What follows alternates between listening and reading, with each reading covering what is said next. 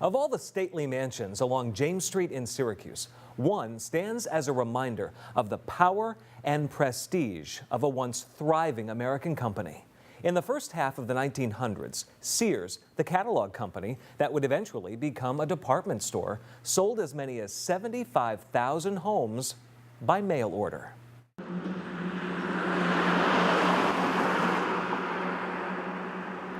Welcome to 1500 James Street, Syracuse.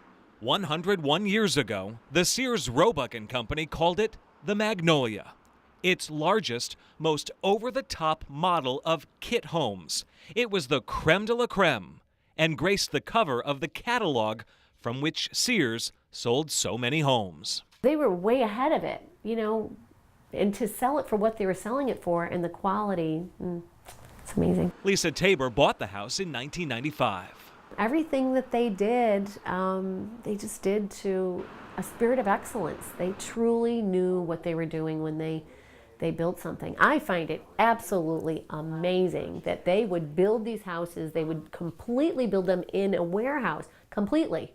Number every single piece, take it all apart, and you're buying a kit, and it's not just a kit, it had every single thing you needed to build the house. Everything. And you either put it together yourself or you had somebody and brought in a crew of people. Amazing. Between 1908 and 1940, Sears sold tens of thousands of homes.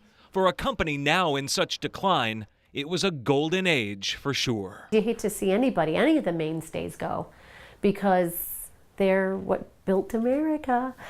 The company offered 370 different designs, each piece of lumber numbered.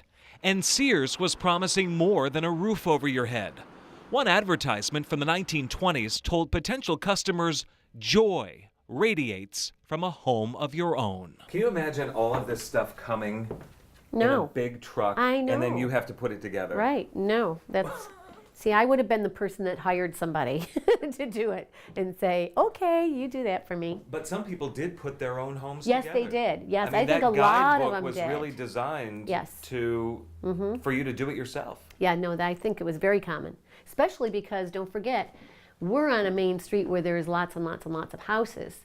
But they lived out in the farms and they might have other neighbors come in and help them, but that was their gig. That was what they did. They always just built their own stuff. They were really handy.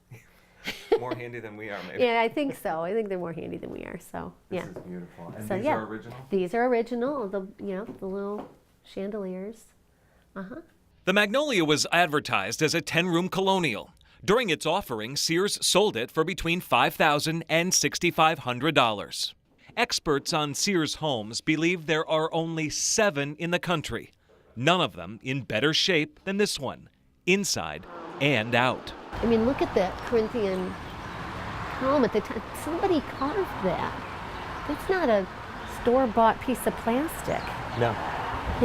It's just outstanding. You feel like the people who conceived of this, who manufactured this, and then who ultimately built this, cared, had some investment in it, sure, even though it wasn't theirs? Sure. Yes. And you see that when oh you my look gosh, at it? Yeah. Sears did top of the line and run of the mill. This is the Crafton, one of the company's best-selling homes during the Great Depression. It sold for about 1/6 of the price of the elegant Magnolia. There she is, back in the 1930s, in a photograph taken more to show off those new wheels than the house. It's beautiful. Lisa Tabor now counts herself among a fiercely devoted Sears Home fan club. She was in love with the Magnolia even before she bought it. Honestly, if it wasn't for Sears coming up with the idea, there's beautiful homes in Syracuse, beautiful. But for me, it was never even a question. I walked in that door and I was like, oh no, we love it. I absolutely love it. And I have to have it. And I have to have it. And take care of it. And take care of it, yeah. I love it so much. It's a great house. The entire house back in the day would come in pieces. The average was 30,000 separate parts, cans of paint, bags of nails, and more. It would roll into town by rail car.